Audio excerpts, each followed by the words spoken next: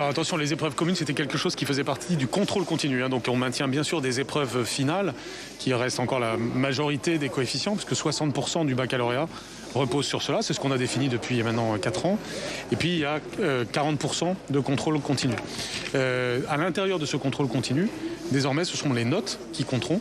Il y aura évidemment des harmonisations.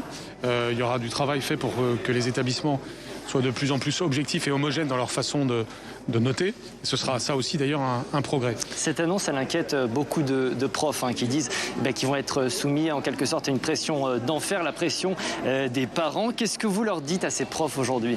Bien que l'objectif, c'est justement d'améliorer la question du contrôle continu, parce que cette pression dont vous parlez, elle peut exister, je ne le nie pas, mais elle existait déjà bien avant cette réforme. Parce qu'aujourd'hui, ou plus exactement avant la réforme, quand vous êtes un élève de terminale, vos bulletins, vous les envoyez dans les établissements d'enseignement supérieur, même avant Parcoursup, c'était ainsi, et vous êtes admis sur la base de votre contrôle continu, et de 100% de votre contrôle continu.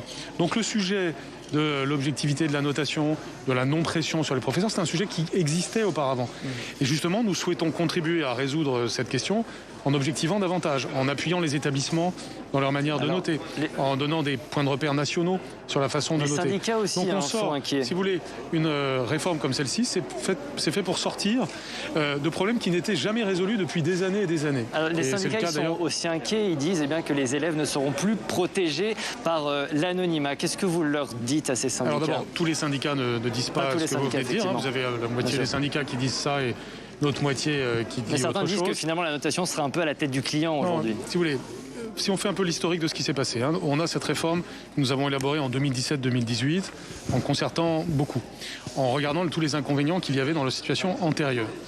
La réforme ensuite a permis à chercher cet équilibre entre les vertus du contrôle terminal, c'est-à-dire l'objectivité, le fait de passer quelque chose en fin d'année, une sorte de standard national, et puis les vertus du contrôle continu, c'est-à-dire le fait d'éviter le bachotage et de faire que les élèves travaillent en continu. Pour objectiver ces 40%, nous avions créé les épreuves communes. Ces épreuves communes, les mêmes syndicats dont vous parlez, les avaient beaucoup critiquées ensuite, et il y avait eu des manifestations, si vous en souvenez, à l'époque. Et j'ai toujours dit que nous écouterions ce que les uns et les autres diraient. C'est ce que nous avons fait. Il y a un comité de suivi du baccalauréat.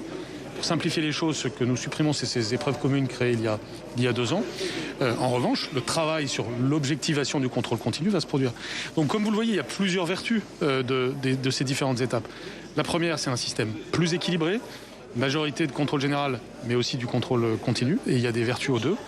Deuxièmement, un travail sur la façon dont on note dans les lycées, qui est un problème qui existe depuis très longtemps, qui n'avait jamais été pris vraiment à bras-le-corps, et qui désormais le sera mieux par cette objectivation que permet cette évolution. Certains disent que c'est la fin du bac national, que vous instaurez finalement un bac local. C'est tout le contraire. Je dis que c'est tout le contraire, puisque encore une fois, vous avez 60% de contrôle général, et je peux vous dire que quand vous aurez un lycée qui aura un contrôle continu avec des notations différentes de ce qu'obtiennent les élèves au contrôle final, on verra justement qu'il y a un problème, ce qu'on n'a jamais fait jusqu'à présent. Et au contraire, nous aurons ainsi des méthodes d'harmonisation beaucoup plus approfondies. C'est une revitalisation du baccalauréat à laquelle on assiste. Le baccalauréat, dans sa version précédente, était à bout de souffle. Certains essayent parfois, à l'appui de la crise sanitaire, de dire qu'il y a un essoufflement du baccalauréat. C'est le contraire qui est en train de se passer. On le verra en juin 2022. Mais même là, le grand oral qui avait fait l'objet d'un certain nombre de critiques, ceux qui l'ont passé, ceux qui l'ont vécu, savent bien que c'est un moment important qui a permis aux élèves justement de développer des compétences aux antipodes de ce qu'on appelait avant le bachotage.